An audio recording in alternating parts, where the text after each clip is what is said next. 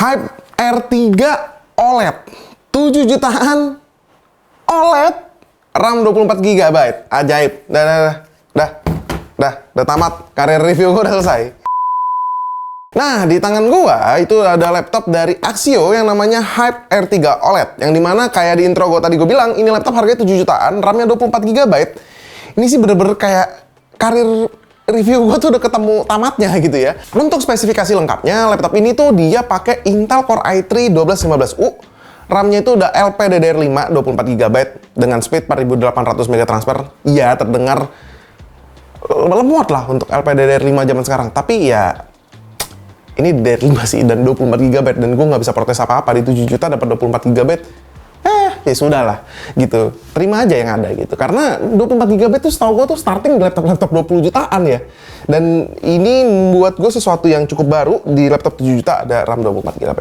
Dan untuk internalnya dia itu pakai SSD dengan size 256 GB ya.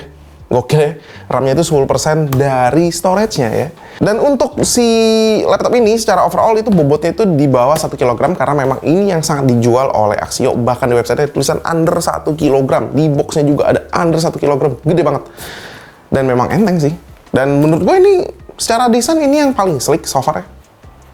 Dan kalau ngomongin dari keyboard juga mereka improve banget untuk lini termurahnya. Yang belum gua rasa belum cukup improve enough ya, ada di touchpad-nya. Yang gua ngerasa masih berasa laptop murah. Walaupun sekarang kalau gua pegang satu tangan, touchpad-nya udah nggak kepencet. Karena Axio yang mana ya, gua lupa. Hype juga, kayaknya Hype yang seri pertama deh, yang box merah hijau. Itu kalau gua pegang satu tangan dan gua naik turunin, touchpad-nya tuh ngeklik tak tak tak, dan ini udah nggak menemukan masalah yang sama. Dan kalau ngomongin dari rigidity-nya, gue sih cukup kaget ya. Ini build-nya solid banget. Dan kalau ngomongin dari segi jumlah port juga ini sangat-sangat lengkap. Karena di sini udah ada 2 USB Type-C. Dan yang atasnya itu charging, yang bawahnya itu yang super speed. Ini HDMI, Kensington lock. Ada Type-A, headphone 3,5 mm. Dan juga ada satu Type-C terakhir. Nah, itu kan kita kalau ngomongin luarnya. Kalau ngomongin jeroannya, performanya kayak gimana gitu kan. Kan kalau build dia solid gitu kan, nggak ada masalah. Secara jeroan gimana? Kan ini pakai Core i3 gitu kan. Dan ini pasti banyak yang mau komen di bawah gitu, udah siap-siap ngetik gitu tulisannya, Bang, tapi kan ini Core i3 buat apaan Bang? RAM 24 GB, gitu kan. Gue juga ngomong kayak gitu pas pertama ini barang datang. Fun fact, gue juga ngomong hal yang persis sama. Buat apaan RAM 24 GB? Core i3 gitu kan. Gue mau ngapain di sini? Ternyata enak ya. Selama ini tuh ternyata Core i3 itu kena nerf gitu, karena lu ngerasa nggak guna karena selalu dikombo sama RAM-RAM seadanya. 4 GB lah, 8 GB lah gitu kan. Kepotong Windows ya kan, makin nggak bisa ngapa-ngapain tuh. Dan ternyata dia kalau dikasih RAM yang cukup gitu ya, OP coy. Ternyata Core i3 itu nggak buruk-buruk banget. Karena Photoshop di sini lancar. Apalagi gue ngetesnya juga pakai benchmarknya tuh Puget Bench gitu, nggak bikin benchmark sendiri. Premiere juga lancar gitu. Padahal tuh Puget Bench itu salah satu yang menurut gua agak kurang realistis karena footage yang dipakai juga footage-nya RAW gitu. Jadi itu berat banget gitu. Dan di sini bisa di playback. Anjir. Footage RAW 8K itu bisa di playback walaupun dia ada stuttering sedikit-sedikit here and there gitu ya. Tapi bisa anjir. Ya sebenarnya sih possible aja. Cuman ya kompleks gitu untuk gua ngejelasin gimana ceritanya bisa ini laptop nge-playback footage dari RAW. Intinya yang namanya playback itu ada yang namanya tuh format yang susah untuk di playback. Itu biasanya high compression format, contohnya HEVC gitu ya. Atau kalau lu nonton video itu pakai FV1, VP8, VP9, itu tuh high compression format. Yang memang bukan untuk purpose-nya untuk editing, tapi ya lu buat nonton YouTube gitu contohnya. Atau buat streaming gitu karena secara files lebih kecil gitu ukurannya. Nah, si RAW ini formatnya itu tuh lossless format. Jadi emang gampang buat di playback, tapi dia tuh makan RAM gede banget gitu. Contohnya tuh ya salah satunya kalau yang sering lu temukan kalau lu nggak bisa menemukan RAW footage ya footage-nya Apple ProRes gitu. Itu salah satu format yang lossy ya, tapi nggak lossless, tapi lossy, ada sedikit compression tapi tetap gampang untuk di playback karena nggak makan source besar untuk nge-encode videonya.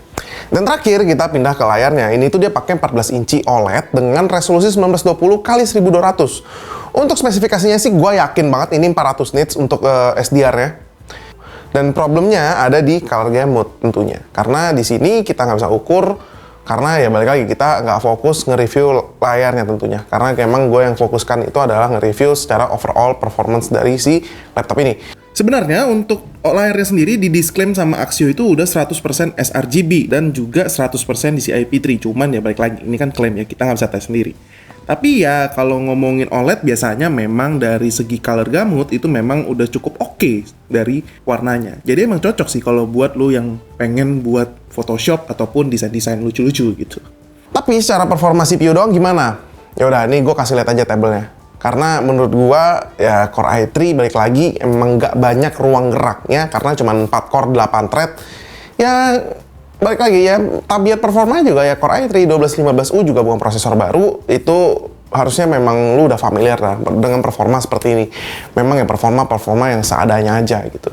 Tapi memang karena balik lagi RAM 24GB tadi cukup membantu dalam user experience gua sehari-hari. Karena memang tugas yang gue lakukan di sini tuh tidak terlalu berat-berat gimana-mana banget. Dan memang yang gue tes juga ya, gue memposisikan diri gue sebagai content creator pemula gitu, yang gue nggak pakai After Effects, gue nggak pakai efek Premiere Pro yang aneh-aneh, dan juga sekarang majority orang juga ngedit di CapCut yang which lebih ringan gitu ketimbang Premiere Pro. Dan untuk laptop harga 7 jutaan ya, ini Intel Core i3 itu apa ya? It's not a bad decision sebenarnya. Karena memang placement di harga segitu memang lu seringnya ketemu di Core i3 juga. Dengan performa yang didapat ya secara bukan raw power ya, tapi ya kalau ngomongin raw power ya tadi lu lihat di benchmark ya memang nggak bisa punya ruang gerak yang banyak.